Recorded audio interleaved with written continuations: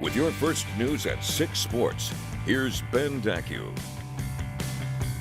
Legacy infielder Drew Beasley didn't join his team until well after baseball season started. He had a good reason for doing that. Beasley was playing in the North American Hockey League, but since he came back, he's been a steady force in the Sabre lineup. The dual sports standout is featured in this week's Sports Spotlight.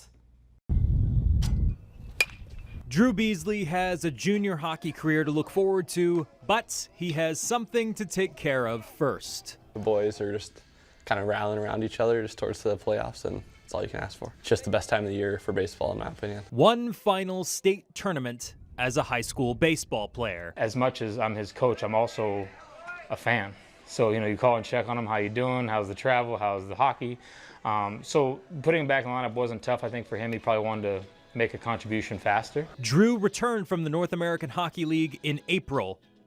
His experience on a struggling Minnesota Mallards team helped prepare him for his role with the Sabres. Drew's always kind of carried himself with that little bit of professionalism. I think it just took him a little bit more time to understand that he's good enough at this level and a good enough baseball player to carry on the load of being a leader. Kind of a business. Hockey's a business once you get to that junior level, and so you might not always be in that spot that you thought you'd be in, or you might be somewhere else. It's just things can change in a snap of the fingers. Despite ups and downs on the ice, Drew is using that experience to his advantage on the diamond. Some teams you're on a winning team, sometimes you're on a losing team, but I think it's good kind of just getting back into that winning team. Kind of lost a lot during the hockey season, but it's good to be back. A lot of team seasons ended last weekend. I'm just really happy that I get one more weekend with my best friends. Drew hopes to get his team back to the state championship game for the second year in a row.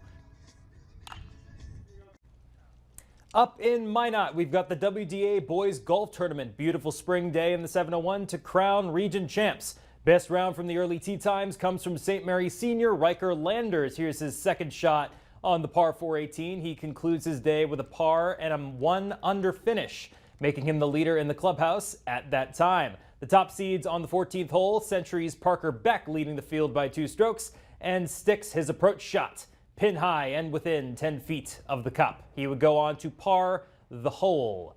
And Beck finishes the day as the individual WDA champion. He finished 4 under for the day. Riker Landers from St. Mary's taking second, 3 strokes back. We also had a 3-way tie for 4th. Off the back of Beck's big day, Century takes the team title with a total of 303. Minot North 2 strokes back in second place. Minot High a little further back in third. Dickinson takes 5th, while St. Mary's and Williston tie for 6th. Former Bismarck State Mystic and Dickinson native Caden Piercy signed with Minot State Volleyball. Piercy spent the last 2 years with BSC, and now she joins the Beavers and 2 of her Mystics teammates, Maya Vibetto and Zoe Czar, in Minot. They'll continue their careers together. Yes, they will. We'll be right back after this.